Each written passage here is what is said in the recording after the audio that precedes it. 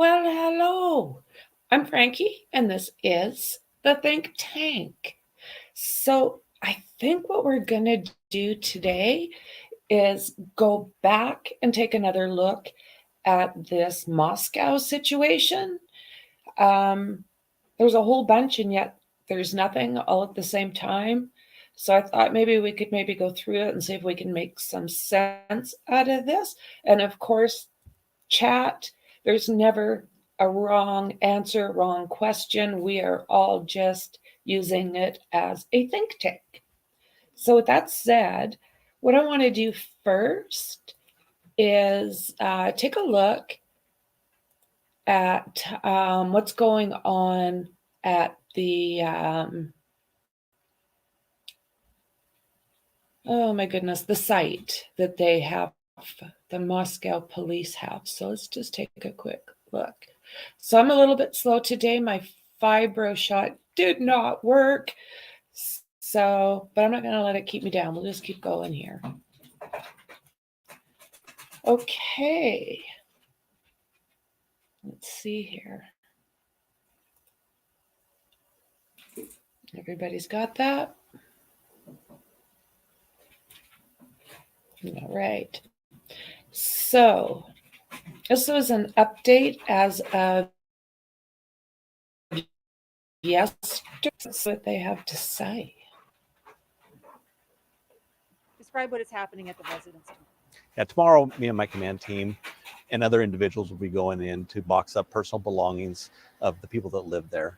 And we're going to be getting those items back to the families. It's time for us to get those things back that really mean something to those families and hopefully to help with some of their healing. Why do you personally want to be involved in collecting these possessions?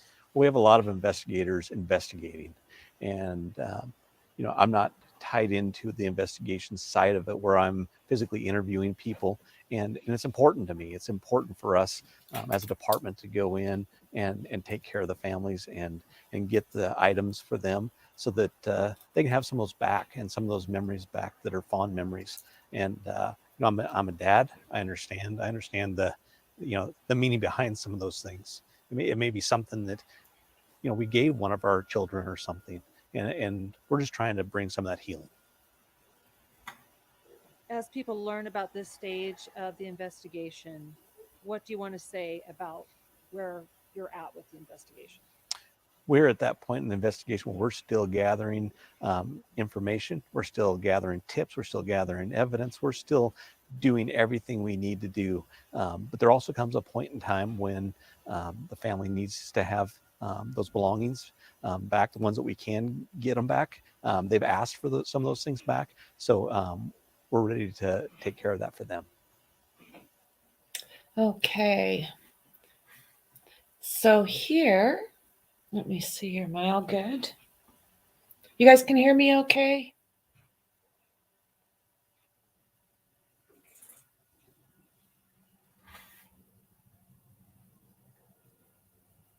Okay. You guys can hear me, I'm hoping. So it's saying starting Wednesday morning, which is today, and potentially into Thursday, Moscow Police Chief James Fry, along with members of his department, will collect and remove some of the victims' personal belongings from the residence, which are no longer needed for the investigation so that they can be returned to the families. Thanks, Shauna. That's awesome. I appreciate it. Let's see here. The arrangements were made in coordination with the families. So they've got to feel really good about this. I mean, wow. Anyone near the residence, Wednesday morning is asked to keep roads clear. Movement of items will be done as privately as possible in an effort to maintain respect for the victims and their families. We ask members of the media and the community to be respectful of this process. And absolutely, I mean, they don't need any bullhorns or I'm not even going to go there. But some people just really need to respect the situation of this case and stay back. You know, all the information, it does come. We just have to be respectful as to when, you know. So let's see here. The house itself does remain an active crime scene. So the Moscow police and investigative partners continue to work with the victims' families on the investigation and ongoing developments. A video interview for media use and public viewing with Moscow Chief James Fry, that's what we just watched. Chief Fry explains why the investigation team wanted to handle the delicate and sensitive handling of the victims' close possessions. So again, detectives continue processing and working. More than 2,645 email tips have come in, 2,770 phone tips, 1,084 digital media submissions, and they still believe that someone out there does have the information of, basically what did happen that night. So they're saying our focus is the investigation, not the activities. So, basically the same thing as what they were saying with the Kylie Rodney case. They are not wanting to know exactly what these people were up to, if there was some maybe illegal things going on or maybe even underage things going on, I'm not sure. They're not worried about that. They just want to know who was where as far as these kids go. Because I remember correctly, Xana and Ethan, there's still almost a 5-hour gap. So they really need the help of the public, and it doesn't take long to go through your electronics and figure out, what needs to go to the police and send them everything you have. Even if you don't see any movement, that in itself could mean something to them. So that's my thoughts on that. So let's see here. Detectives are looking for context to the events and people involved in these unalivings to assist with the ongoing investigation. Any odd or out of the ordinary events that took place should be reported. Our focus is the investigation, not the activities. So let's see here. Information can be submitted through the tip line 208 883 7180. There's also an email, which is tipline@ci.moscow.id.us.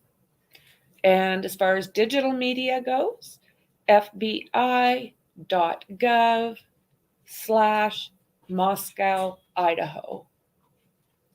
So they do have a bit of a summary here. And I know most of us, if not all of us, know exactly what went on. But maybe we'll just do this really quickly. Sorry, my earbuds are.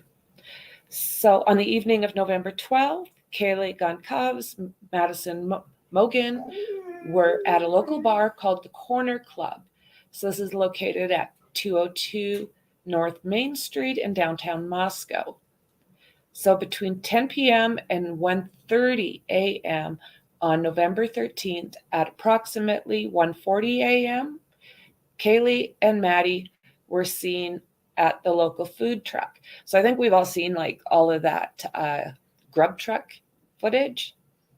So the truck was at 318 South Main Street, and they are saying that to get home they used a private party for a ride. So I can't say for sure what the heck that private party is. I don't know if that's Uber or a friend. I don't know. So they say they arrive at 1122 King Road at right around 1:56 a.m. So that has changed.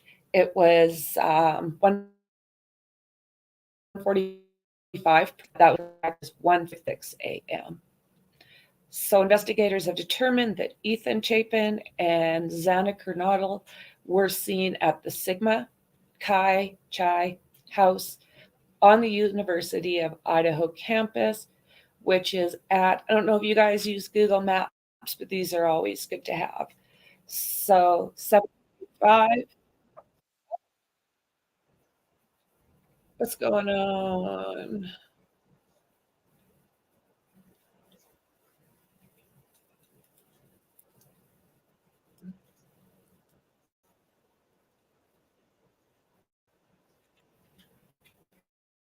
Whoa, okay. So let's see here. We'll go back over there.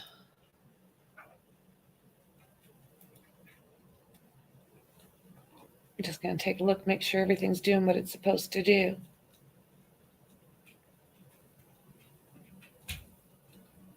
I think we're good to go. Okay. So let's see. Detectives believe that on November 12th, the two surviving roommates. Okay, I'm going to go back up a little bit. So let's see here. We know that Ethan and Xana were seen at the Sigma Chi house on University, the campus, 735 Nez, N-E-Z, Perce, P-E-R-C-E, Drive. At approximately 1:45, Ethan and Xana are believed to have returned back to the house. So somewhere between 9 o'clock and 1:45, there is nothing. Nobody knows where they were at. They don't know if they were at a bar. They don't know if they were at a friend's. They don't know anything about where they were at that time. So it was previously reported that Ethan lived at the house, but we know that he didn't. He stayed at the on campus. Detectives believe that on November 12th, the two surviving roommates had also been out and about in the community. Sounds like they were doing separate things, but they were both home by 1 a.m. And what it says is the two of them did not wake up until later that morning, which we know was somewhere around noon. On November 13th, surviving roommates summoned friends to the residence because they believed one of the second floor victims had passed out and was not waking up. At 11:58 a.m., a 911 call requested aid for an unconscious person. The call was made from one of the surviving roommates' cell phones inside of the house. So, you know what? That kind of contradicts some other stuff that we've been told, right? Because we were told that they were that they had seen Ethan and they took off into the back where they called 911 and then supposedly passerbyers. Oh, what the hell have we got going on in chat there? Let me come over. Unreal. Hi, everybody.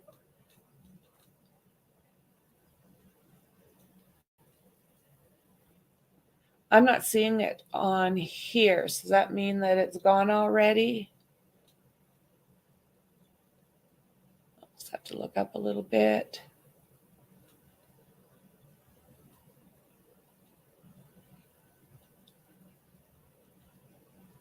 There we go, little bastards.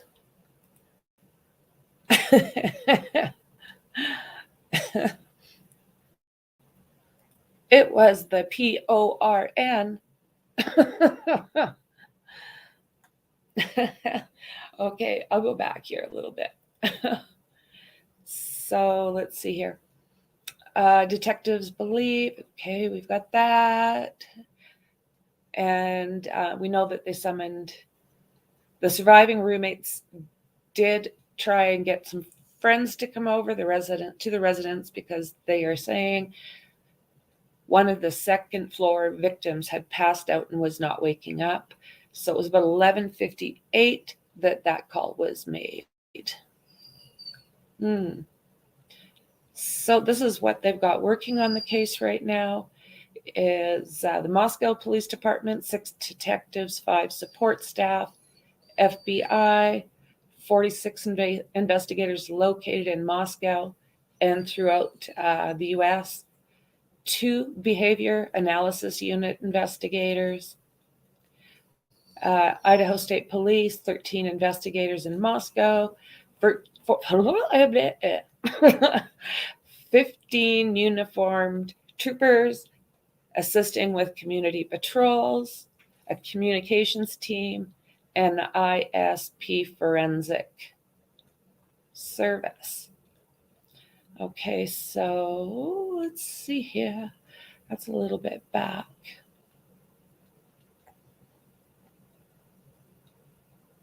The rumor control, let's see if any of that has changed. So there has been extensive media interest regarding an incident at Taylor Avenue and Banfield on November 13th. The incident was at 301. They're talking about, what they're talking about is that one that was in the field, just like kind of a block over. This incident was an alcohol offense, which was addressed by the on-scene officer. This call is not related to the unaliving investigations. For further details regarding this incident, a Moscow Public Department public records request can be submitted by referencing, and they give the incident number here, so absolutely. Let me see if I can grab this again.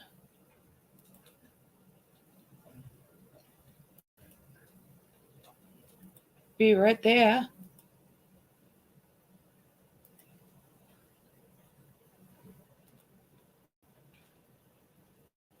Do this, okay. And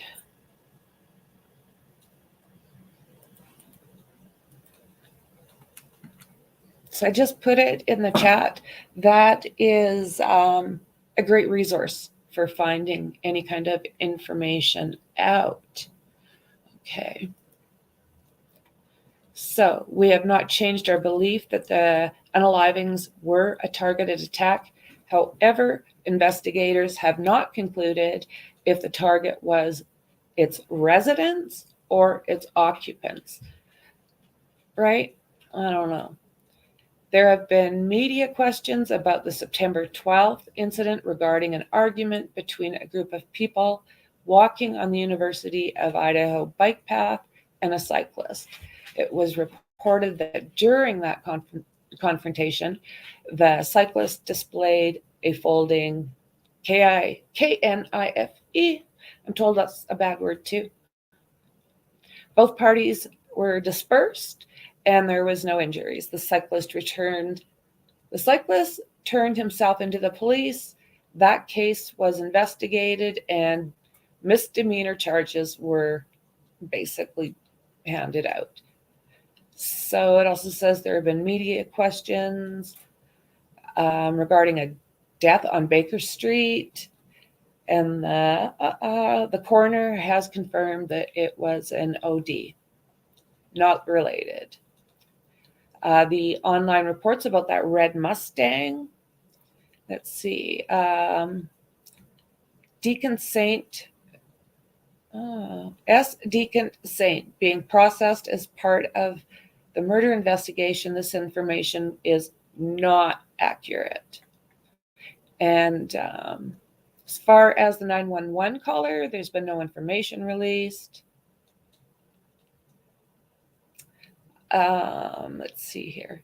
So that 1999 double in Pullman, Washington, not related. Similarities, but there does not appear to be evidence to support the cases are related. And the detectives are aware of an incident reported about that dog. And they don't believe that there's anything with that either. They're also aware of deceased animals being left on residents' property. And they're saying that this was wildlife activity. Sorry, I speculate differently. Online reports of the victims being tied and gagged not accurate. Yeah, it was just sick because that was a definite no, it didn't happen. So, Kaylee, did she have a stalker? So, using tips and leads, investigators have identified an incident involving Kaylee at a local business, which may have been what they're talking about with this person that was following her. So, it's possible that that's who she was making the reference to. So, in mid October, two males were seen in a local business, and they parted ways. And one male seemed to be following Kaylee inside of a business. And then as she walked out towards her car, this guy turned and walked away. So it sounds like detectives have talked to both of these guys, and just sounds like they were finding a weird way to pick up women, but they do not seem to be involved. So again, there is this number, and I'm going to give it to you once again. So 208 883 7180, tip line at ci.moscow.id.us. And digital media is fbi.gov/Moscow, Idaho. And absolutely anything that you have. I just want to see if there's anything updated on here. And thanks, Mexi. You rock. Much appreciated. Let me come over there and highlight it.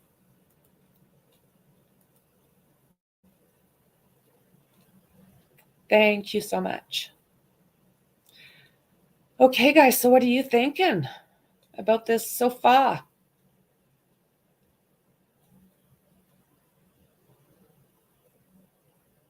Hey, Jay and Dandy, Shauna, Jessica, James, Mexi. Great to see y'all. Absolutely great. So I can't keep the facts straight from all the wild arse rumors and speculation. I hear you, friend. This is the rumor mill is going crazy. So I honestly, a lot of the information that I've been looking at has come from the police or somebody that I trust, that I know that they don't just randomly pick somebody and take that as something to run with. Like, I prefer ethical reporters. I'm not the one into the drama. So, yeah. It just seems like it was such an angry rage. It would make complete sense. The one most hurt was the targeted. I agree with you 100%.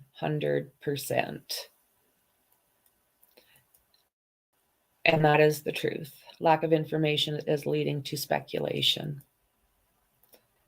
Yeah. It's been amazing. Like, the rumor mill's going crazy again. So let's take a look over here for a second. Idaho murders, university students describe grappling with new upsetting reality in Moscow.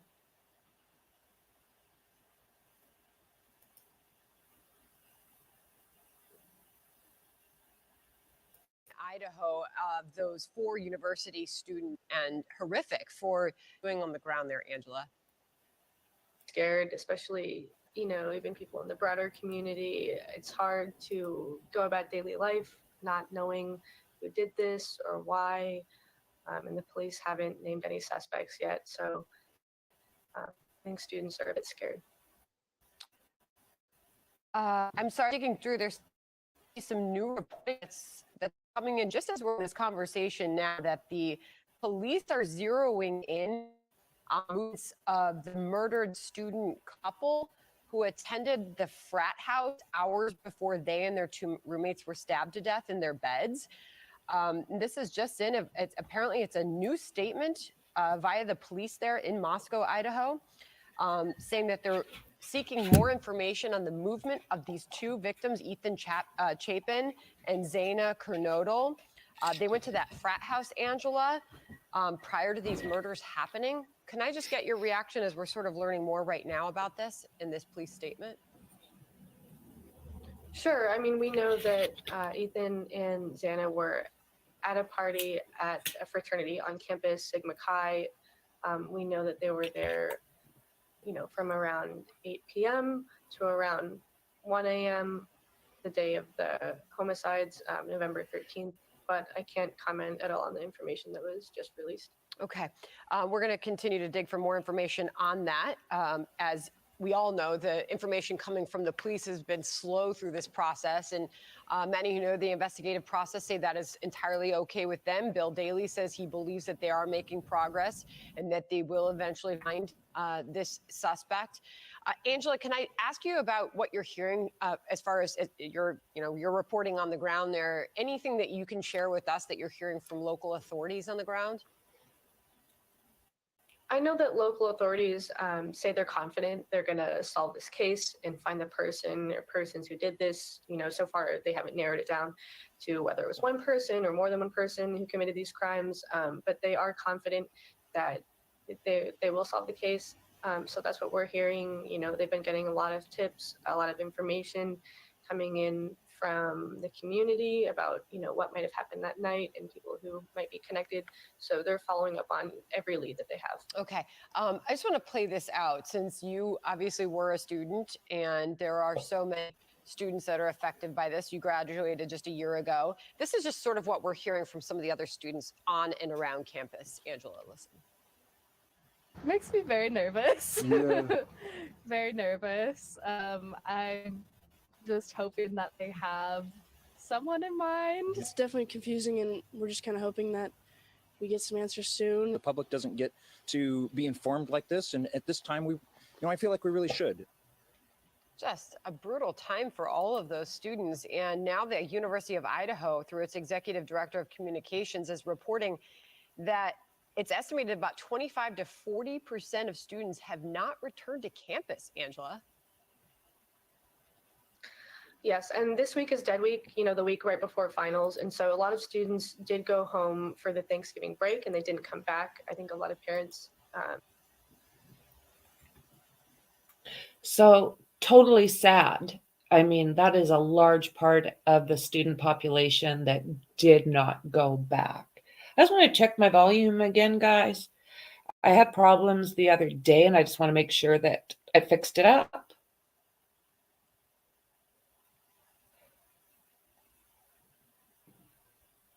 So let's see here. The university senior has penned an op-ed description of moments she learned about the unaliving of 4 students. Thanks, Mexi. And how she is grappling with a new unsettling reality.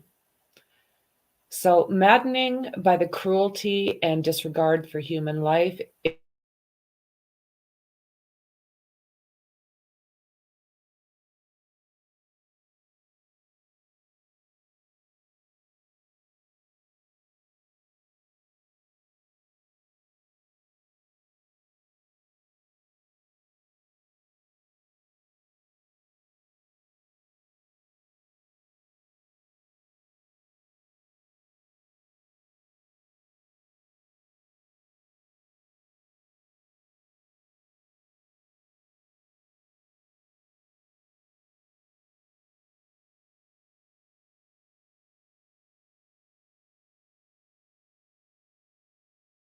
is that not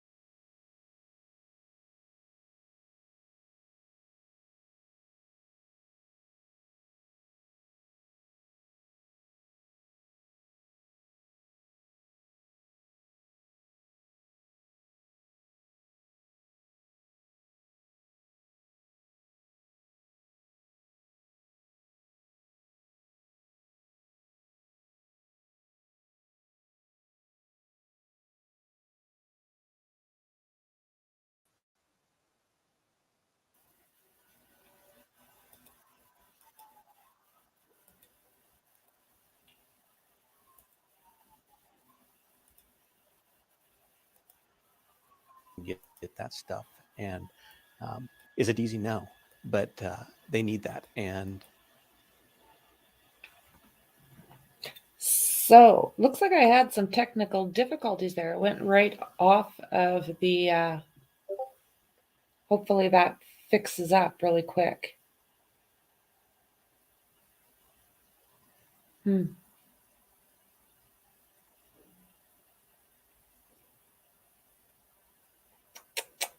Oh, what's happening here?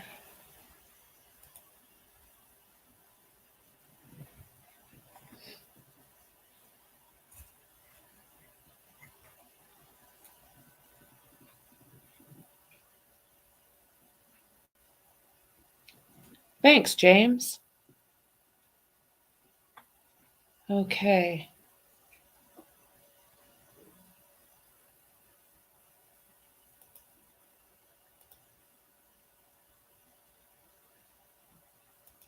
In general terms about you don't know exactly that it was a cave bar knife, you know, is maybe a generic type of knife? we're looking for a fixed blade knife, and those are you can buy one of those at just about any department store around here, any sporting goods store. They're very common. So we are looking for a fixed blade knife. And like I know you had showed that picture too. I mean, so this is like, especially people around in an area like this where people fish and hunt and things like that. It wouldn't be odd for people to be carrying around a knife like that. No, it would not. When was their last, I guess, more like some activity at home with you, with the investigators? Like when was the last time you were in the home that people saw? Investigators, I think, are still going in there periodically. But tomorrow, myself and a team of my command staff will be going in there to gather personal items for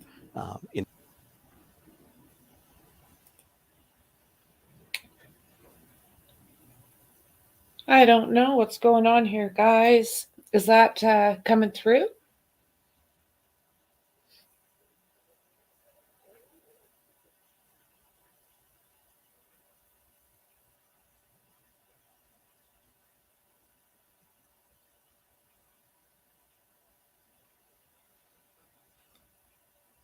I'm just letting that get ahead a little bit, and then I think we'll just carry on and leave this particular one alone.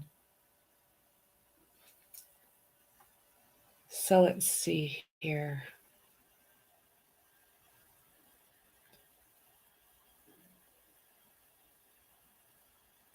Okay, let's see here. My feelings of security have been rattled in some ways. I don't believe I'll ever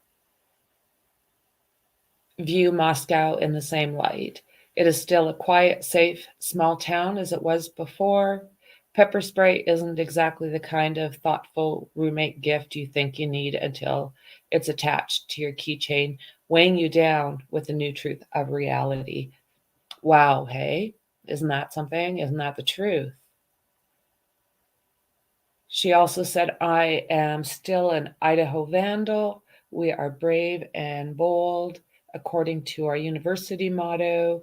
For the past few weeks, I have not felt that way. So I'm just going to pop up here.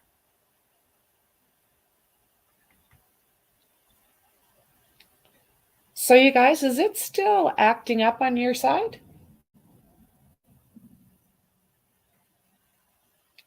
Audio is good now. Okay, good to go. I'm almost afraid to put this on because I don't know how it's going to behave for you.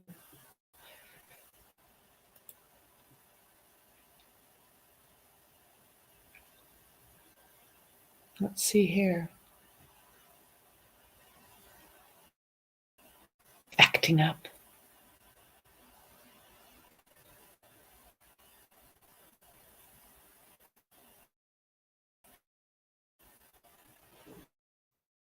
Still no suspect. Murder 3 weeks after the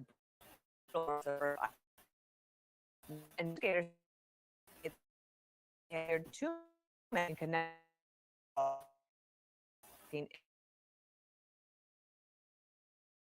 Now she's bioacid. Dana, good morning. That's right. We are learning more about people and theories that investigators here in Moscow, Idaho, have cleared in connection to these murders here near the campus. So they're ruling people out, which is important to point out, but no suspect or arrest yet. We're told that the two guys who were interviewed had possibly been linked to a stalking theory that was related to Kaylee Gonsalves, but investigators have now ruled those guys out. It's one of several tips they've looked into recently. Back in October, Kaylee mentioned to her friends that a man had followed her into a local business in town. Investigators have now questioned two guys, one who was spotted following Kaylee that day, but detectives say this was an isolated incident, not a stalking situation, and do not believe the men are connected to the murders. Another update here involving Kaylee's dog, which you can see here in this TikTok video she posted. Police tell us that dog was in the house at the time of the murders and was analyzed by investigators, but found no evidence on the dog related to the case. It's been nearly 1 month since these close friends and roommates were murdered here in Moscow, Idaho. And while some are frustrated by the lack of information on the investigation, we are learning, Dana, about what police are doing behind the scenes here, like talking to all of the neighbors in the area, door knocking and investigating as the days go by. One of those people tells me his home backs up directly to the crime scene and is confident investigators are going to crack this case. We saw them going up and down the street, and they were out in the cold for quite a while. So they're doing everything they can. And I think the chief is working around the clock along with all of his staff, and we'll have to wait until they crack the case. So although people and theories, Dana, are cleared in this case, it's still ongoing, and that doesn't mean they might not go back to those people or theories. Dana. Alexis, thank you. So yeah, let's see here. Earlier in this week, University of Idaho spokesman Jody Walker cited faculty feedback and resident hall numbers is reporting that 60 to 75% of our students are on campus as of October 2022. The school boasted a student body 11,507 people. Moscow police officers responded around 11:58, November 13th, to that report of an unconscious person. The 911 call. So you see, this still confuses me a little bit. Originated from inside the residence. So is that the case? Was this reported from inside the residence?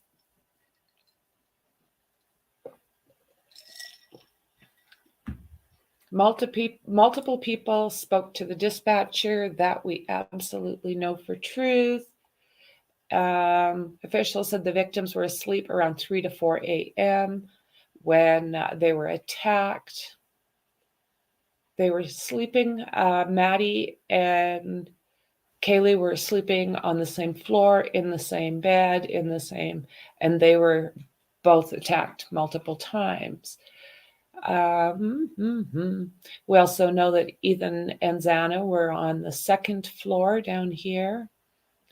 And that picture of that red stuff, that was, let's see, right, I do believe it was right down here, right below Xana's bedroom. We do know that the kids down below did survive. I have heard that their doors were locked. I'm not sure if that's the case, but they were safe. And this one is saying investigators have received 2,645 emails, over 2,770 calls, and 1,084 digital media.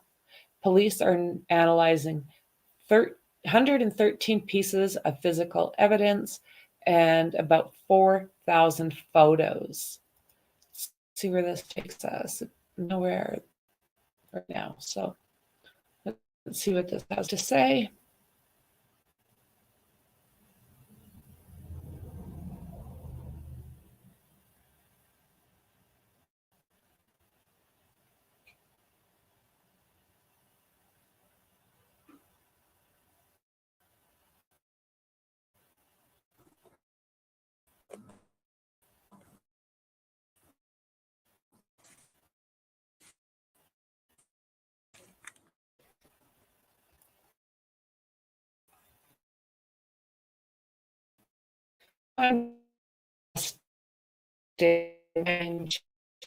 right in Maddie's bedroom. So how hard would it be for an individual to get from here where they're standing over to that balcony? I find that very interesting.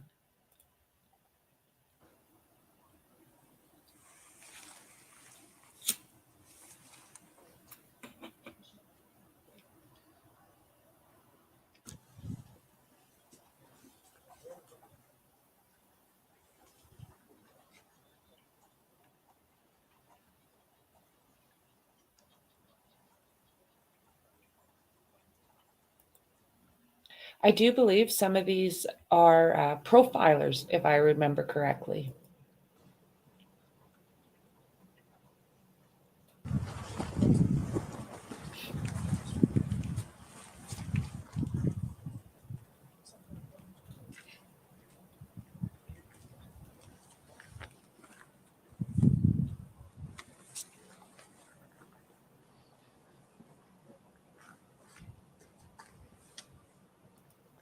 Isn't that amazing how short of a distance that is to access into? Let's go back a little bit here. We won't watch it all, but I just want to find that one view. There. Right there. Like, look at how close. And it's just like a hop, skip, and a jump down here. Little freaky.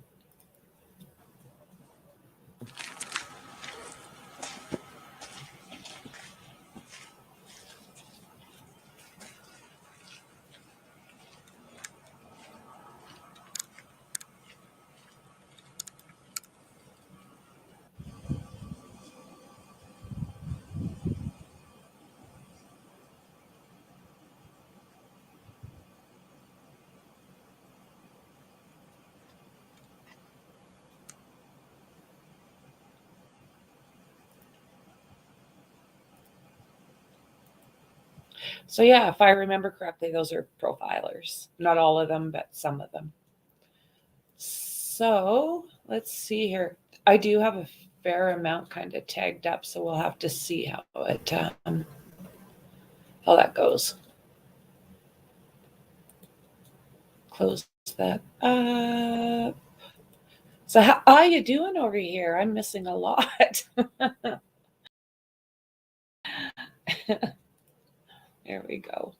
Let's see.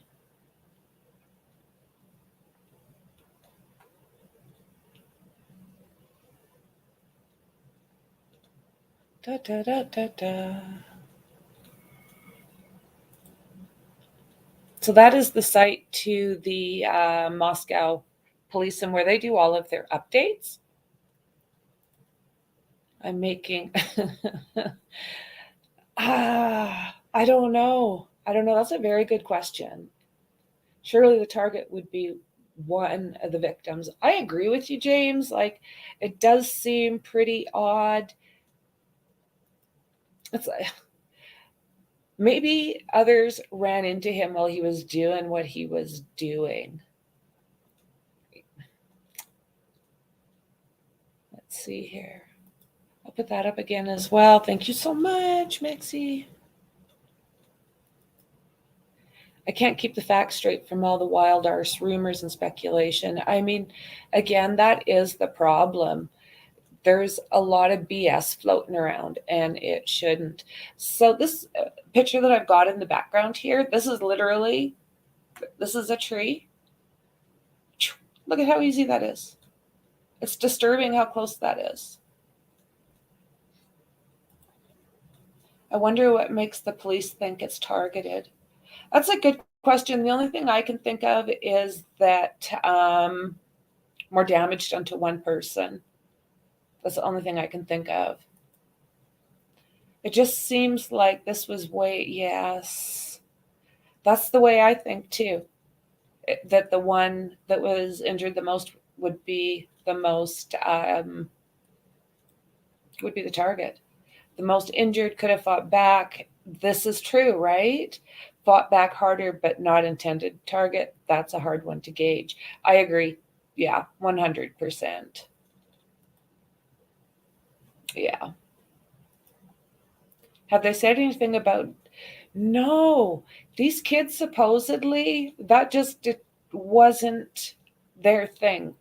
It sounds like, when they went out, they like to drink, but I can't say for sure, of course. Maybe pot, but past that, I haven't heard a thing. Dandy, I think they said that they know, not believe drugs are involved. Agreed. AJ, I don't like to live in fear, but I would have a hard time going back to, you know, yeah, yeah. And I thought, okay, would you send your kid back there? Well, these are all adults. So I don't think we really would be having the final say. I mean, these kids are in their early 20s. So check one, check one. So what happened is my internet went down and blah. Weather issues possible. Hard living in the middle. Yeah, it makes streaming kind of interesting, but you guys are all really helpful and you seem to understand. Thank you for that. I think the cops should be reassuring the public extra patrols and such. And you know what, James? I think they are. I think they have literally brought in extra people to help patrol. I read one where they say that the university itself, it's everywhere. That everywhere they look, there's another one on a corner. So that reassured me a little bit. It's it is the wilderness. Do you know what? It is like I said, we get the deer, we get the cougar, we get the bears. This place that we own is literally tucked up against the Rocky Mountains. So we get everything from sheep, like wild sheep, goats, bear, lots and lots of deer. I was thinking I'll take a video one of these days and show you guys the wildlife that we get around here because it's crazy. It really is. I've had the cougar's footprints were like this, and it came right up to my front door and then kind of tootled off. And they made my lab's feet look like that. It was incredible. And twice I've had bears literally come in. I haven't seen them, but I've just seen their prints. And they've just come in and kind of looked in through the windows and tootled off to wherever they go. So, yeah, like Mexi said, it's the wilderness. Son of a nutcracker. Can't hear you, Franky. I love that. I'd love to live in the middle of nowhere again. I feel blessed, As you all know, I fight fibromyalgia, and now it sounds like probably osteoarthritis in my hips. So I don't feel great very often, but at least I have a very relaxing life. I can look out these windows and I just feel peace. So I can't complain. I have heard that Moscow right now is kind of a ghost town. Right, Maxi, 100%. So it's like it is a uni town. Exactly, James. They get, I think, 11,000 plus students at this time. But yeah, and I don't know how much at capacity. But yeah, it's basically a uni town. I can't imagine my kids would not be back until, I know, right? I don't know. So would I, Dandy, as long as they gave Jagger fiber internet. We need the good internet. I'm hooked up to my router and I got boosters but out here, literally, if the snow goes onto the lines, we lose our internet. And where I live is extremely windy. So that also knocks me down. Not my internet. Yep, that's exactly what it is. They all make their money. It is a massive financial contributor. Thank you, James. I can always count on you. And then literally 20-minute drive away that's the thing, right, Mexi? Like, it makes me kind of wonder why if they haven't circled in on somebody in their brains, like if they haven't got, then I'm thinking that they should be checking that town. So let's hope, because there's no saying that at that bar that there wasn't kids from 20 miles away, 20 minutes away. Rocky and Bullwinkle, Rocky Mountain.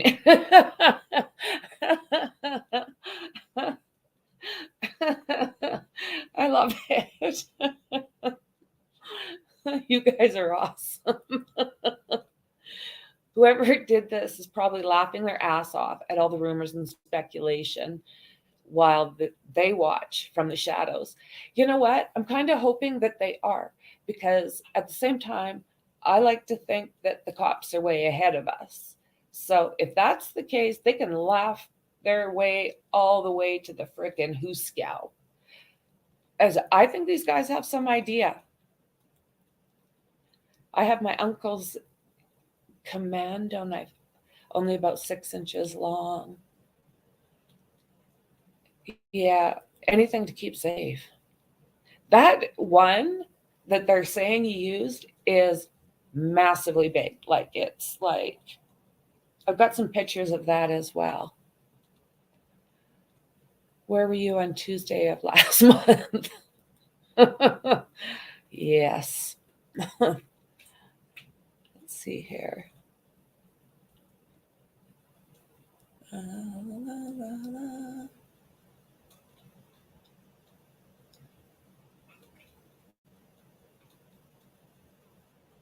Absolutely, we get moose.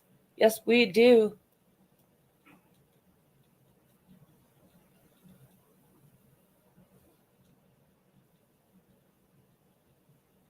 Okay, let's go. We'll start here. And they are home now with the rest of the kids. Makes me wonder. So let me know what you guys think of John Jack. People commit some brutal crimes when they are angry. Oh, they sure do. Poor kids just at the start. Yeah, it is heartbreaking, isn't it? Like, this is going to do some emotional damage for everybody involved. I really like the profiling part of the investigation. Yeah, right? Absolutely. They come up with some great ideas, and it's just kind of, they've got a totally different view, which is usually pretty damn accurate. Criminal psychology is absolutely fascinating. Absolutely. Yeah, yes. Moose. Yeah, this place here behind me, no, that is 1122. Was it King Road in Moscow? This is the kids' house. But yeah, I'm in Canada, tucked away in the Rocky Mountains. I've always liked knowing the why behind everything. Absolutely, it's very interesting. Very. Yeah, the wildcats. We literally, a few years ago, I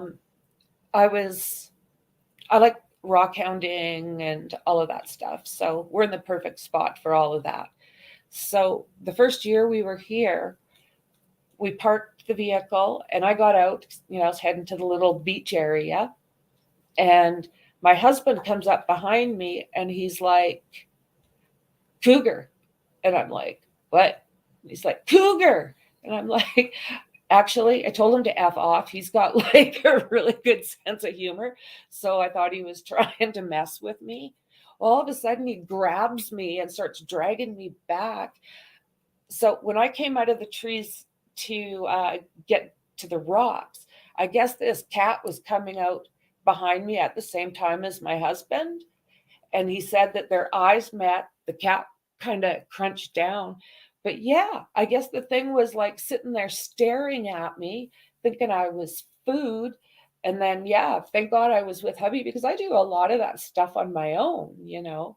So, yeah, that was my cougar experience other than the window. It was like, yeah. And the thing is, I didn't even see it. I didn't hear it. I didn't see it. But my hubby, oh my God.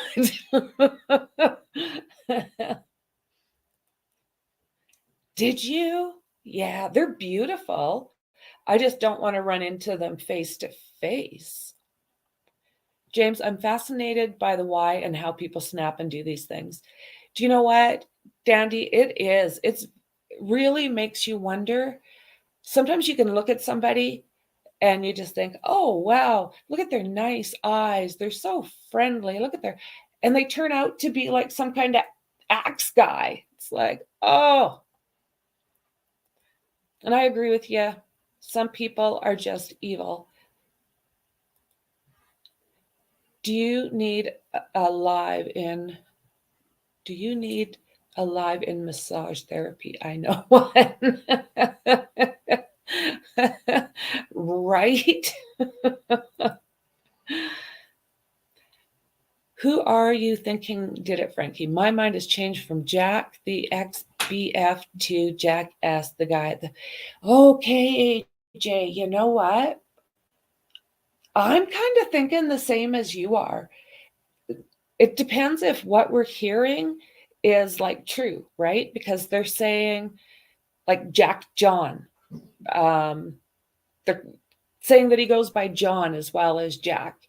Did he literally leave the food truck, jump into his vehicle, and drive 5 hours to his parents' cabin? Does that seem likely? And so we know that the family has quite a few kids. And we know that one of the kids was adopted from Kenya. So now I don't know who all this is coming from. I haven't verified it. But now, I mean, all the gossip is that he's in Kenya. That's what they're saying. Whether it's the truth, I have no idea, but they are saying he's in Kenya with his family. And they're also saying, this is just what I've heard, not verified. They're also saying that he didn't give out any DNA. So if that's the case, let me see what's going on here. So if that's the case, why are we talking DNA with him? And are the cops going a new direction? Because they have said repetitively that they can change someone from not being a suspect, going through what they know, and then all of a sudden they are a suspect again. So for them to be voicing that kind of opinion, yeah, it makes me curious. Our wildcats are the lynx. Hey, we get the lynx too. We get lynx, we get fox, we get bobcat. I had a little fox. He was howling away and I didn't know what the sound was. So I walked up the street a little bit and this thing scurried into the bush a little bit. I started to walk away.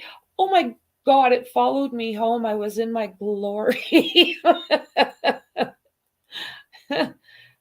What a pet policy on those links, James. Oh, you see gators? Yee. I remember seeing a lot of those when I was in Florida, and I don't like a lot. Yeah, not as pets. So if you guys watch, if you keep up with the Delphi case, I have a really cool picture of Keegan Kline and his dad. They're two separate, and they're holding on to one of those little gators at, they've got those alligator farms that you can go in. And actually, when I was in Florida, I held one of them too. It just made me laugh seeing those two big guys holding this little tiny gator. Let's see here. So we're really careful about our dogs here. It was just rutting season, which means that all the big horned males were around chasing all the girls for a few weeks. So before I let my dogs out, I have to check and make sure there's no wildlife in the backyard for them to go out and play. And I mean, they're not little. One's a lab and the other is a Rottie. So, but yeah, not a good mix. Let's see here. What did I miss? Well, the school gave them a discount for not having class. They should, right? There used to be a guy who kept a bear in Scotland, Hercules the bear, 70s and 80s, when on the run for a month. Different laws now.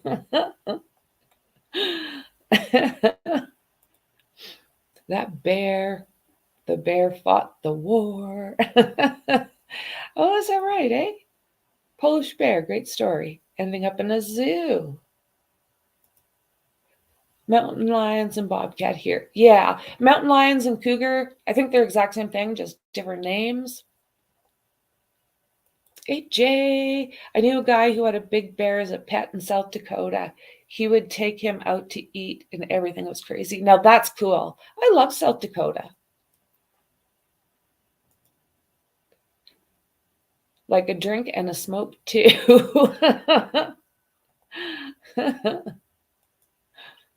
I think they're technically both outdoor. Let's see here. I can't confirm, but JD, Kaylee's ex, was also a frat guy, possibly lived in one of those frat buildings. Exactly. I've heard the same thing. And, they say he's been ruled out, but do we know? We don't know. All I know is the video shows him following, so I don't know. Why would he do that otherwise? He wasn't at the food. No, he wasn't. And that Joe, the guy that's got the tan hat on, he just said, oh, he seemed like a really nice guy and wanted to get them home safe. Well, it does sound like they live okay, you know where the house is? You turn right, and you know where that guy that's been giving all the interviews that just gave a DNA test because everyone was picking at him? Well, I think the guy just lived on the corner there by some of the maps I've seen. They're saying less than 1 minute away from that house, which makes me again feel a little bit, I don't know, Jack John S.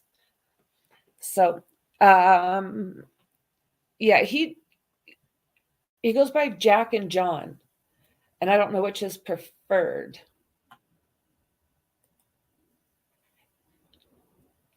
It's been said that his parents are doctors and they got help in Africa. Oh, okay, that's interesting. Very. It's been said that the parents are okay. I did that.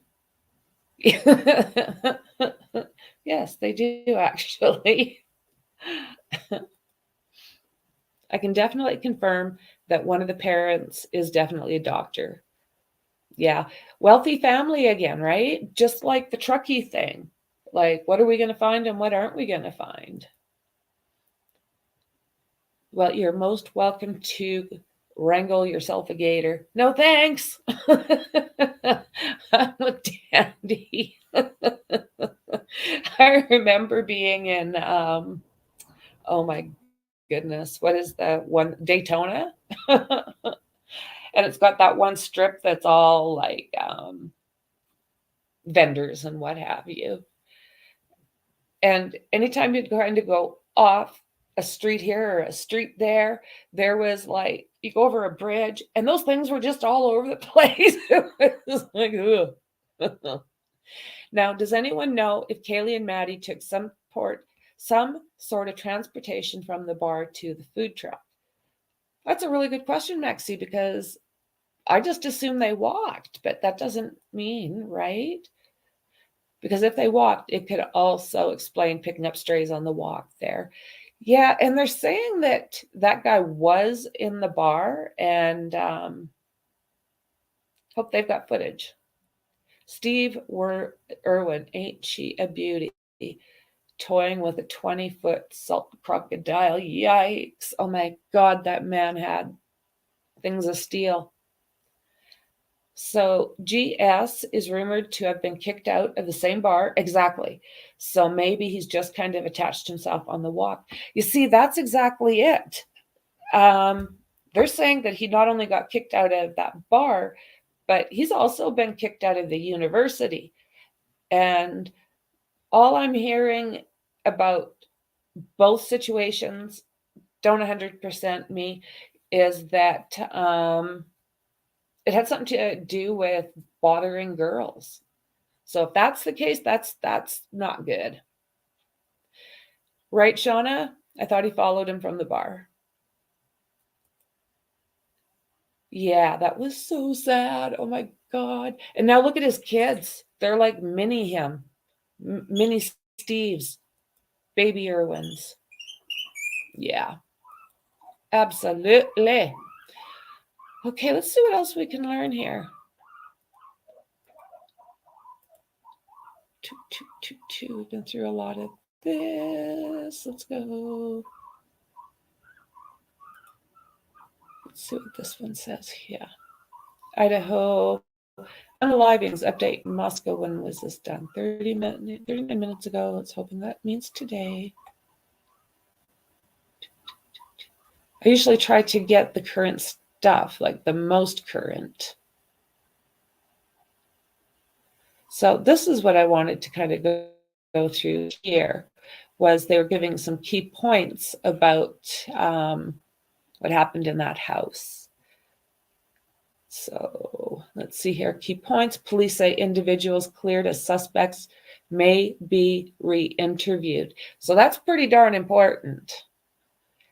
Kaylee Goncalves, I can't say her name right. Family mulled legal options. Yeah, they're pissed.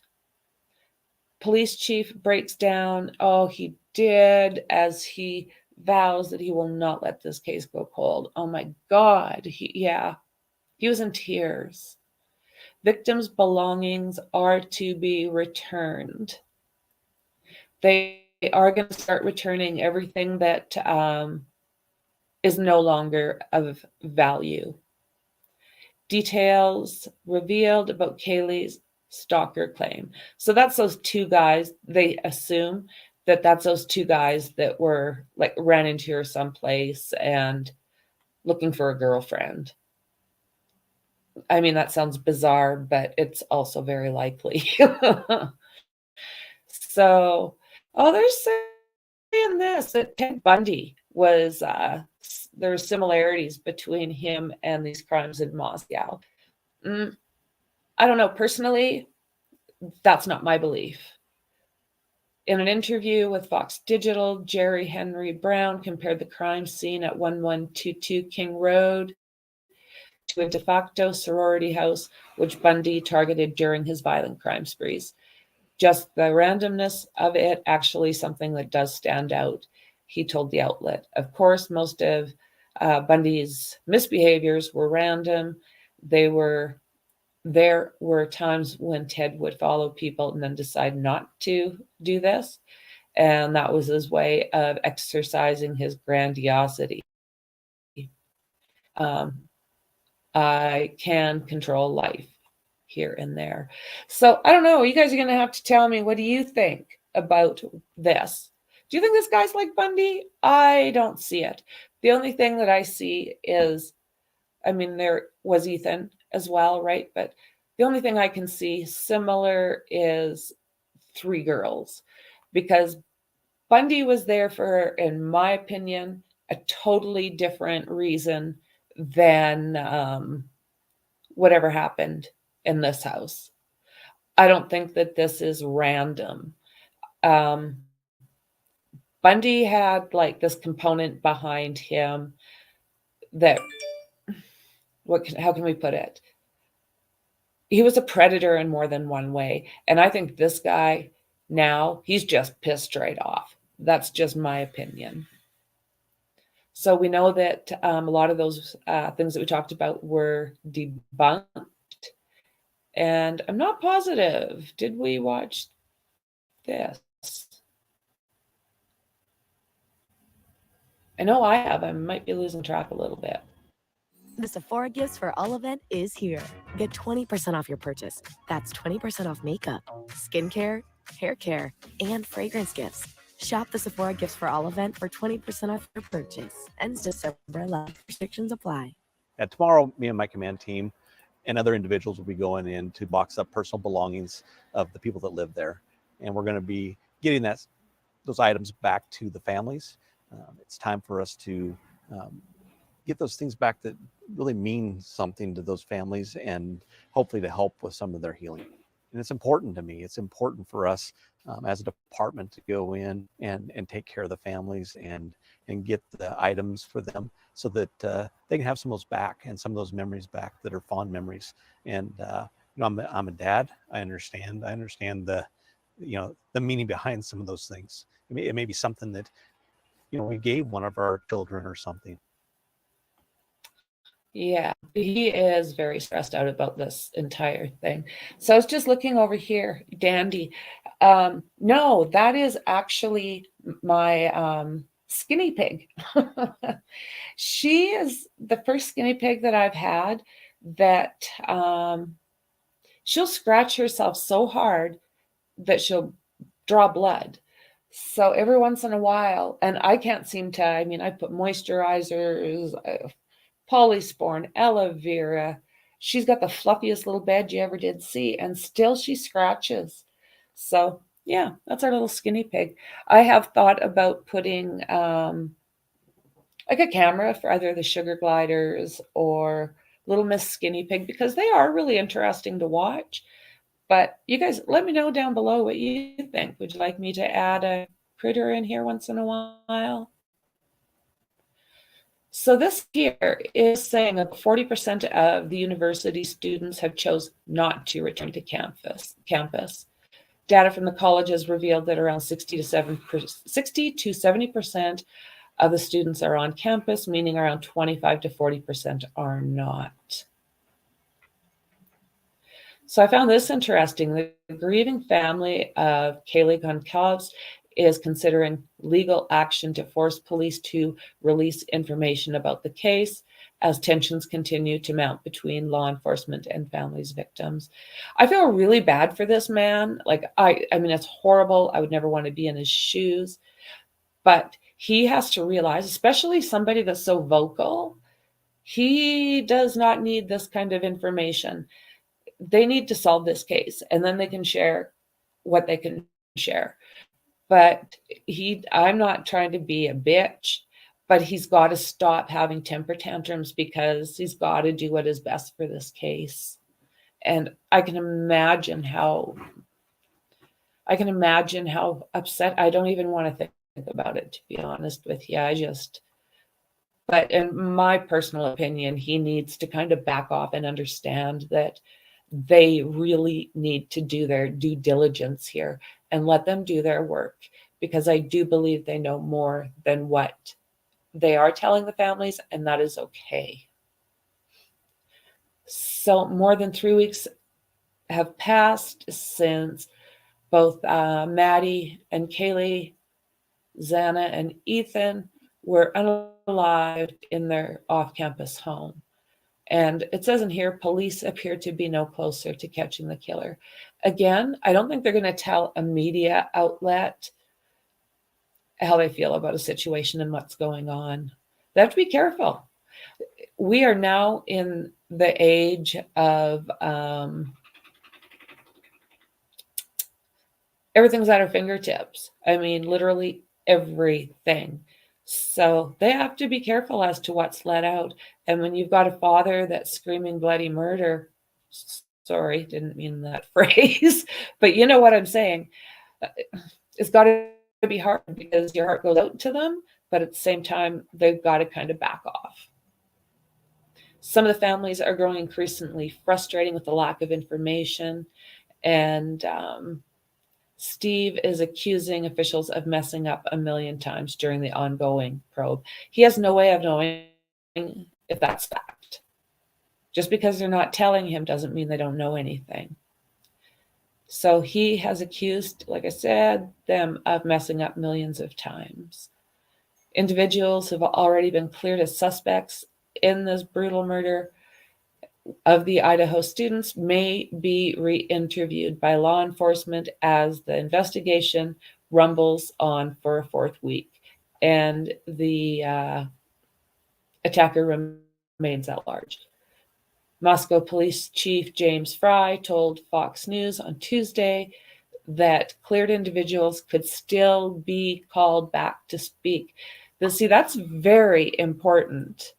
Very, very important that everyone understands that, including the family. They are not done. Just because they've been cleared at a certain time does not mean that they are scot-free. It just means that as far as the evidence went, they were cleared of certain things, but they are going back.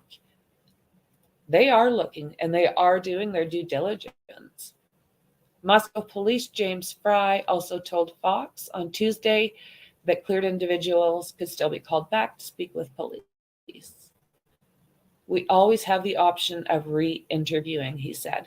And he does not want to show his hand, right? He does not want to give away what they have. There's certain things that are going to happen behind the scenes that only the police, the coroner, and whoever did this. It's the only way it can be in order for people to kind of screw up so the cops can watch them closer. It's very important that we all understand just because we're not getting the information does not mean that the information is not there. Several people, including the two surviving victims or roommates, and a man seen with two of the victims at the food truck, has been cleared as suspects. So again, will he be if they're talking about Jack John S? They'll be talking to him again. The president of Sigma Chi chapter of the University of Ohio has said that the fraternity is cooperating with the police investigation. Victim Ethan Chapman was a member of Sigma Chi, I think it's pronounced, and he and his girlfriend Zana Kernodle did attend a party there. They're saying that the party was from 8 to 9. So again, they got home, they're saying about 1:45, and were unalived very quickly after. President of the University of Sigma Chi chapter told reporters last Tuesday that the fraternity is fully cooperating with the investigation. So I do believe, we know Ethan was a triplet, right? That is so sad. But again, not verified. But I do believe both his sister and his brother, those are twins now, they were both there on that campus. And I do believe that his brother was told and was one of the people that was outstanding just as the police got to that house.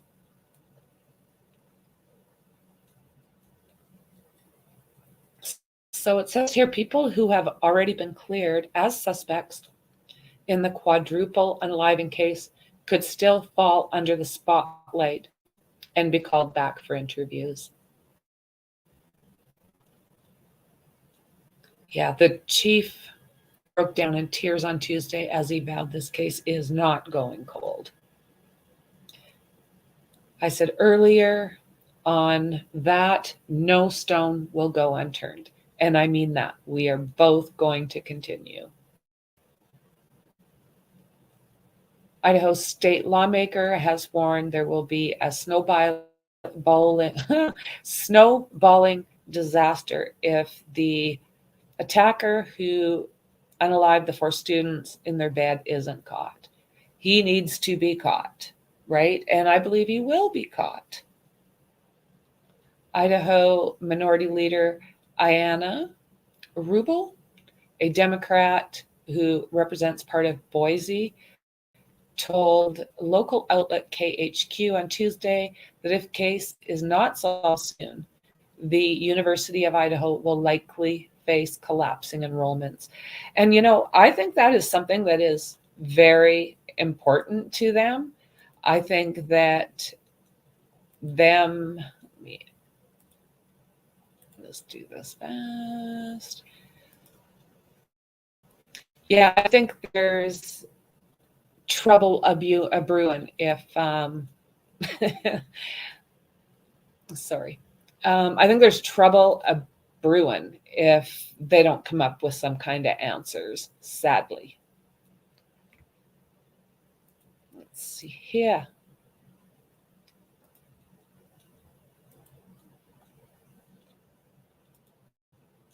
Let's see what this one says. Moscow murders official SWAT down rumors around the university. 4 university of students involved in the killings. Oh my word, guys. So let's see here. We do know that the roommate, that 6th roommate, was not around. It sounds like she moved out like the beginning of this last semester. It remains unclear how close authorities are to releasing information about potential suspect or suspects. Only vetted information that does not hinder the investigation will be released to the public. And this is something that they were talking about on Friday. But some details released by authorities since the start of the investigation have required further clarification. This week, Moscow police noted and backtracked comments from the Lada County prosecutor that said the suspects specifically looked at this residence and that one or more of the occupants were undoubtedly targeted. Moscow police are called with the miscommunication and added detectives do not know if the resident or occupants were specifically targeted. So they're saying the investigation, the evidence collected so far, okay, we've gone through all that information. Let's see what else they have to say.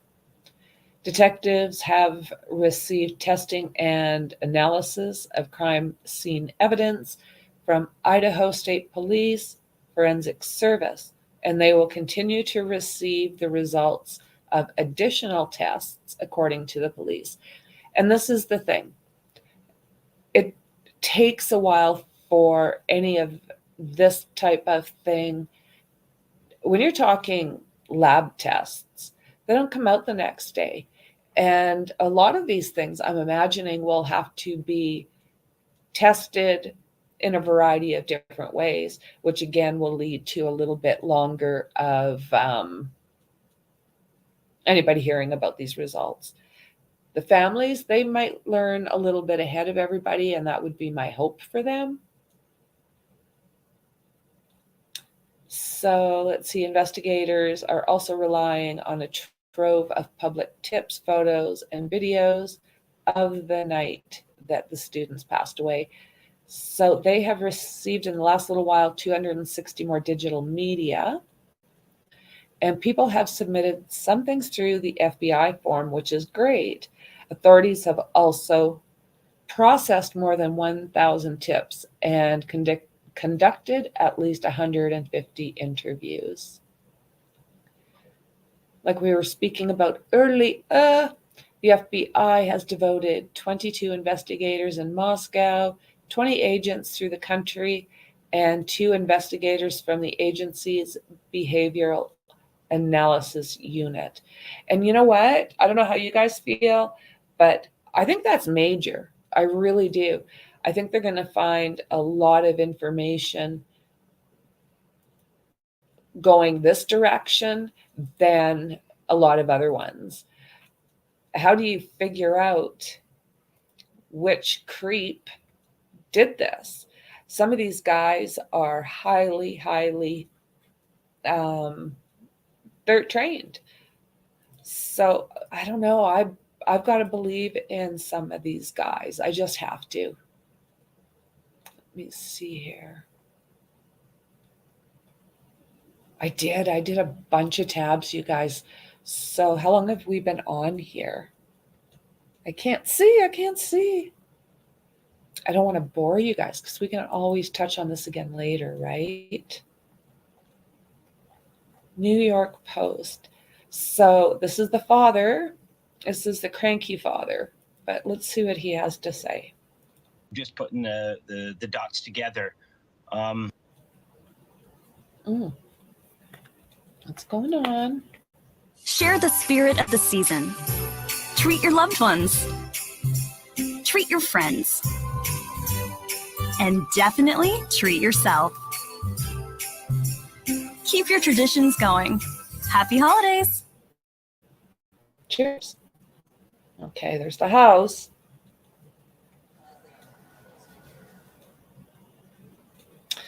Oh, let me go back. Okay, guys, what is this stuff? I just find it so disturbing. Somebody is saying that it's some kind of oil from a heater. What do you guys think? Or is this from Maddie? Or not Maddie, I'm sorry, Xana's room. So look at that. Look at where they're looking.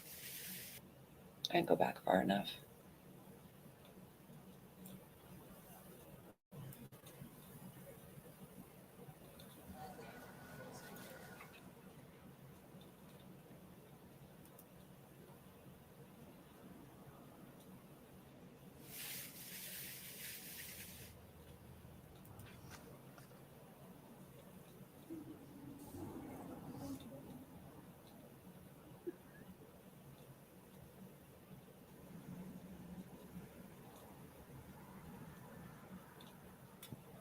Like they're checking the tread, they're checking everything.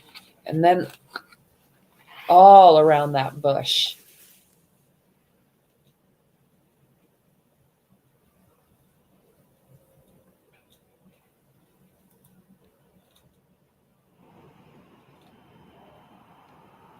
Yeah. I want to stop this. There we go. So the grieving father of Kaylee Goncalves is working with his own private eye. Give me 2 seconds here.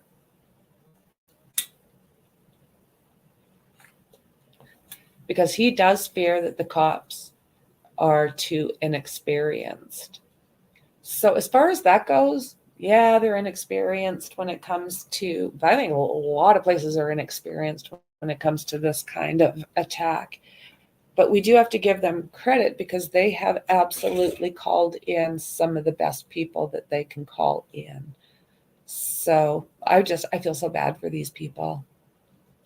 So Steve raised his fears this last Sunday, an exclusive with the Post, saying he was also concerned with one suspicious character that had been ruled out too quickly, seemingly allowing him to flee the country without taking a DNA test. So you guys, this is what I've been hearing, like lots, that Jack, John, what is it, Showalter, that his name's being brought up lots. Let's see if it's even in here so I can get it proper. But yeah, it's basically Jack John that they're speaking about why was he cleared so damn early.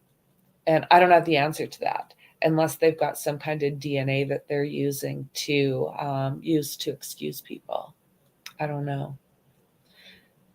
So Steve lashed out at the lack of leads coming from the cops, who backtracked on their claims, saying it appeared to be targeted at least one of the 4 roommates, and yet have to even suggest a profile of the likely slasher. So they're just inexperienced, and I don't want anyone making mistakes on my child's case. And he also blasted the officers as not exactly the most tech-savvy people. So again, I feel bad for him, but how does he know? Like, honestly, like I'm not, it's hard because you know that the guy wants answers. He deserves answers. And it's heartbreaking. As well as his own fears, he said starting work with private investigators because there were enough insiders telling us we should be concerned about the lack of any clear leads on the November 13th unalivings of his 20-year-old daughter and her 3 friends. He said, I talked to detectives, making clear he was keeping away from the internet sleuths who he dismissed as Hollywood shit. Is that what he said? Okay. One of the private detectives I talked to has 50 years experience in the game. There are the girls and Ethan with their 2 roommates. And I don't think, honestly, that there's anything sus about these 2 roommates. My opinion, of course. So that gumshoe told him that he had to break cases when there wasn't DNA, suggesting younger cops rely on it too much. I apologize. I'll come out and say these guys are amazing. DNA or something, evidence, good for them. I was giving them shit and I take it back. I'd love to be wrong and we can get this guy. So this is who he's worried about right here. This is John Jake S. So not this guy. This is Joe, and he's already Tic Toc'd and explained his situation, and as far as I know, eliminated. This guy, yeah, possibly eliminated. Let me see, can I get this any bigger? Yeah. So this guy, this is Jack John Showalter. So I think that's how you say it. Who there is a possibility that he ended up somehow in Kenya. This is not confirmed. This is just basically some of the stuff that's floating around. They're also saying that he lived less than 1 minute away from their house. And he ultimately, when they bailed on him, which is shortly after this, when they bailed on him, he kind of walked this way and then he took off that way. Like he seemed like all of a sudden, after standing around for a while, like he was in this big hurry. So I don't know about him. They're saying that he got, after this happened, he jumped into his vehicle and for whatever reason drove 5+ hours to his parents' cottage. Now that cottage, the way I'm understanding it, was vacant. It's just basically a cottage that they used to have their getaways, is my understanding. So they're both looking good. You know, they had a great night, but they seem to have had, interesting. I did hear, again, I can't say that it is gospel because it's not, but somebody is also reporting that at some time at this gut truck, that the girls told this guy to F off. Now, whether he did or not, I can't say for sure. I cannot say for sure. Let's see here.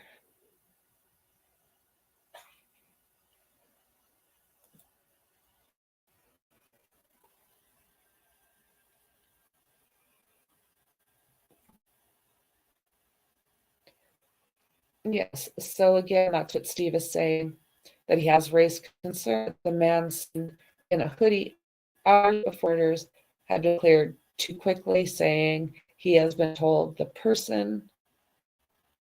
Okay, where'd we go here? Just jumped. I'm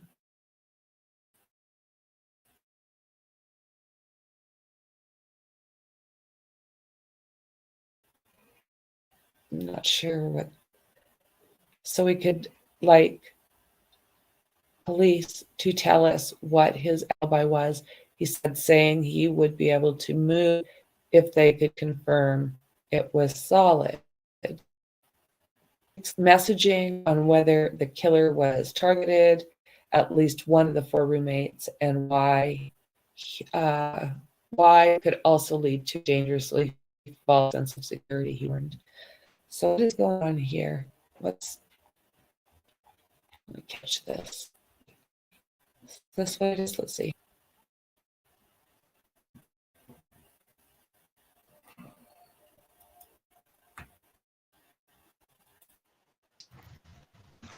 There's a couple things that tell me with common sense, but I'm not a professional, so I want to specify that. But they've said the entry point was the slider or the window. It was in the middle floor.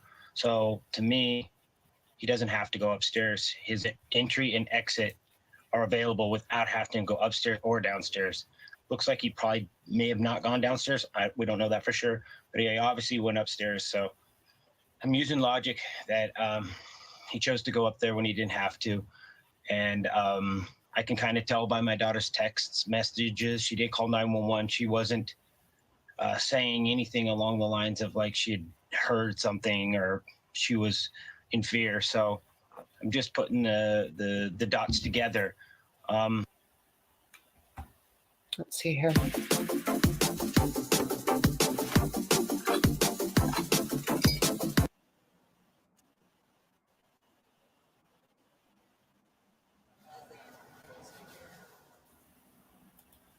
What the hell is that stuff? Like, what is that? What do you guys think that is?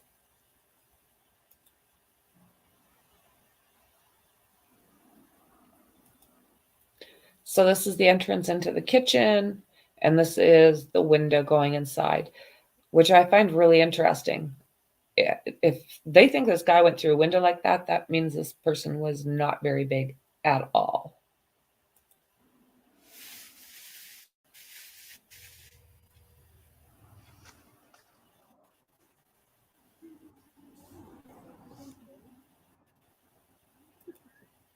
They're all over this place.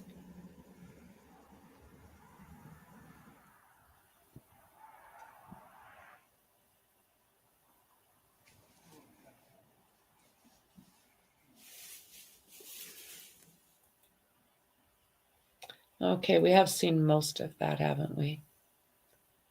Let's see what else we have. It's a nice picture of the two of them.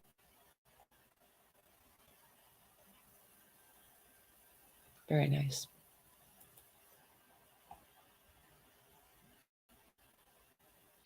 So we got Maddie, we got Bailey, we got Ethan, Rihanna. I don't concentrate on the other two. So this guy, it's saying this grieving dad still hope cops will be heroes and prove him wrong by ultimately emerging with breakthroughs that solve the case. They need time. That's what they need. There's the girls. There's Jack John. So vague mixed messaging on whether the killer likely targeted at least one of the four roommates and why. So, you guys, how many people do you think went into that house? Do you think one or two?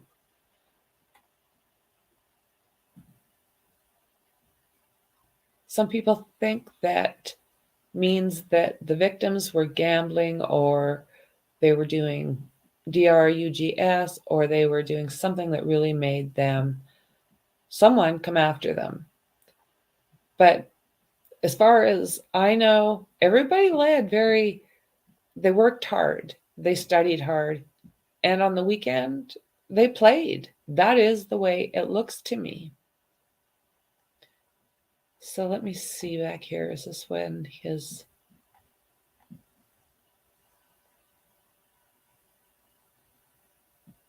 My message is, I think having a couple of beers with your girlfriend, going home, texting and crashing out in the same bed together.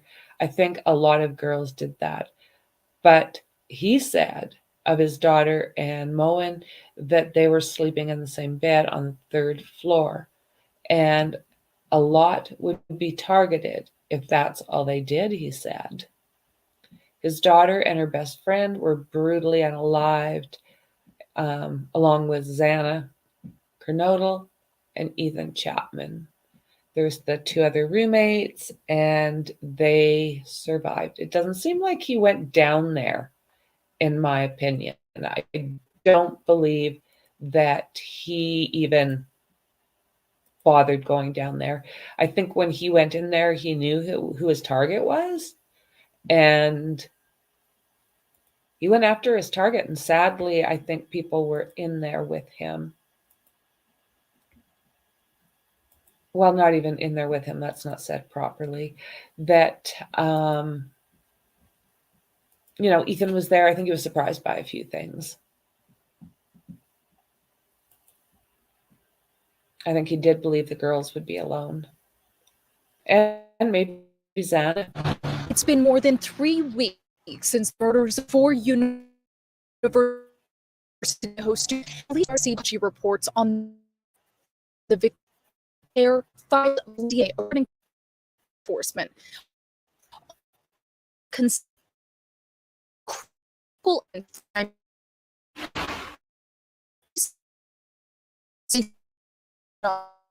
murder warrant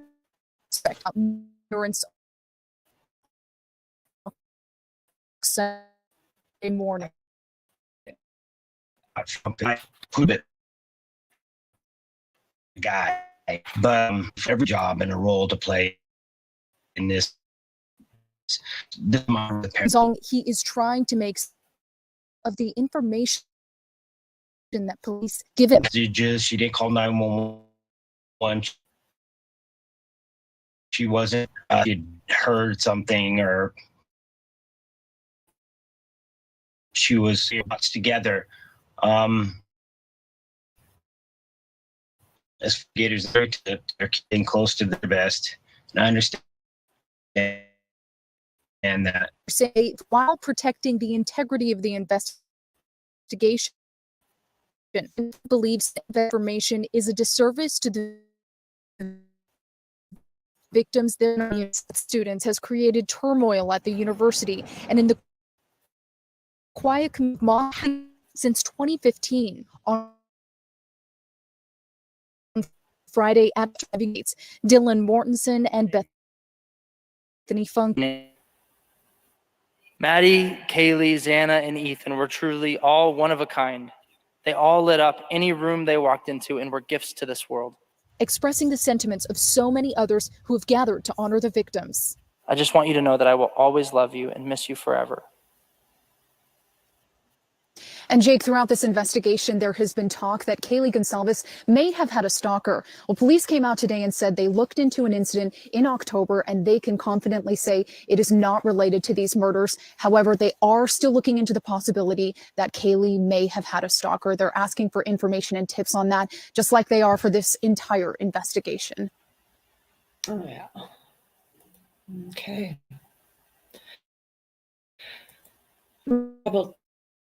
That's right. We'll make a final Senate election. There we go. I'm just going to double check here.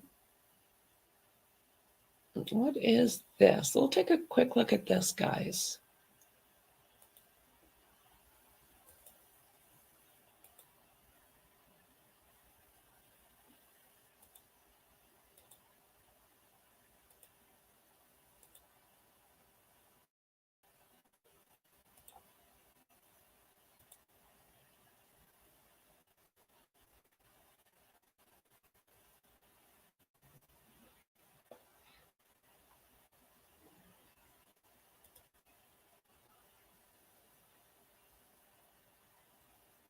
We do want more information, but we don't want to put our investigation in jeopardy by releasing what we have. There's always a balance between what you're willing to release versus what you're trying to gather. We told the public very clearly from the beginning that we're looking for a knife. We've told the public very clearly from the beginning that we believe it was a targeted attack. I mean, to be honest, you're going to have to trust us on that at this point, because we're not going to release why we think that. Our investigators are looking at any possible connection to an unsolved double stabbing in the Salem, Oregon area about 1.5 years ago. Specifically, 2 people stabbed in their home in the middle of the night, long knife, no suspect at this point. One died, one survived. I think we're looking at every avenue, and we have other agencies reaching out to us with other cases and stuff that we are doing follow up on. And we will continue to follow up on those. Are you aware of that case? I actually had a tip come in on that case, and I forwarded it to our tip line. There we go. So I'm turn this off. Pause, pause, pause. Okay, so let's see. Former FBI recently disputed some proof that a hooded man had been seen on surveillance video was the offender who fatally unalived the 4 students. Jennifer Coffindoffer, former agent, recently shared a message she received on Twitter, which included comments about the hooded man, or Jack S. The screenshot Coffindoffer posted included many allegations about the hooded individual, though none have been officially released. So I trust Jennifer Coffindoffer. I follow her on Twitter, actually, and I pay attention to what she says. She was really good at her job. She actually, before she retired, she was part of a group of people trying to bring that Medellin cartel down. So her knowledge is extensive. She still does firearms training. She does all sorts of training. She's a busy lady. So summoning up proof against Jack S. 2015 photo may be on vacay in Africa, may have been expelled from the frat, may have been kicked out of the bar. Creepy at Grub Truck, not talking to media. I tried to get someone to, if I tried to get someone charged for unaliving with this, I should have been fired, Coffindoffer wrote in her tweet. So, yeah. Oh, there she is there. Let's see here. FBI Special Agent Jennifer Coffindoffer, along with other members of the Dallas FBI SWAT team, go through gun range and training exercises at the Dallas Sheriff's facility in Dallas. On Tuesday, December 6th, Coffindoffer spoke with Newsweek about the ongoing investigation into the fatal stabbings with the 4 Idaho students. So I have to tell you, Jennifer Coffindoffer, as busy as she is on Twitter. And if there is an issue, I've messaged her. There was something going on a couple of years ago, and I messaged her. And I tell you what, as busy as she is, she returned the message. So I don't know. Everything that I've heard has always been very straight up. So this is from Jennifer Coffindoffer again. Summing up proof against Jack S. 2015 photo may be on a family vacay in Africa, may have been expelled from a frat, may have been kicked out of a bar, creepy at the grub truck, not talking to media. If I tried to get someone charged for murder with this, I should have been fired. So, Hoodie Jack is public opinion number 1 suspect. He apparently thrown out of a frat house for anger issues, thrown out of a bar that evening, being creepy towards women, and acting really suspicious around the girls who clearly did not want him there. In addition to that, he is a hunter with a photo resembling a similar knife that was used in the murders of the girls. What else is kind of funny is he states he drove to a cabin that evening, 3 or 4 a.m. Rumor has it he is now in Africa. It's not looking good, is all I'm saying. Circumstantial evidence at this point, but it's pretty loud in my opinion. If I were Jack's family, though, I would be asking some questions I'd be looking for. Yeah, well said, right? Was he there? Like, somebody's got to say something. The suspicion is headed his direction at this point. So, yeah, I honestly believe what she's saying to be accurate. They need to say something one way or the other just to carry on, right? It's going to be very easy for them to come up with a footprint or where he was. This is all very true. Coffenduffer explained that there's always a possibility that investigators can go back and review. And that's what they were saying earlier, right? That's exactly what they were saying earlier about this case. So I just looked, I'm trying to get over there to yes. I just looked, and we've been on here for quite some time. So I thought what I would do is I'm going to jump off. I'm going to look at the stuff that we did not go over. And maybe tomorrow at noon we'll do this again. Unless I can get feeling myself a little bit better, I might try and do another one this afternoon with the information that has come out. So guys, I hope you enjoyed the chit chat. I'm just looking over really quickly. I love the conversations you guys have. My fibro's given me a little bit of trouble, so I think what I'll do is I will jump off. And again, I appreciate you being here with me. And if I can get myself feeling a little bit better, I think we'll review a little bit more on this case. I hope you guys are up to that, because I would sure like to do it. So either later today or tomorrow at noon, I will absolutely see you then. Okay, thanks again, friends. Bye.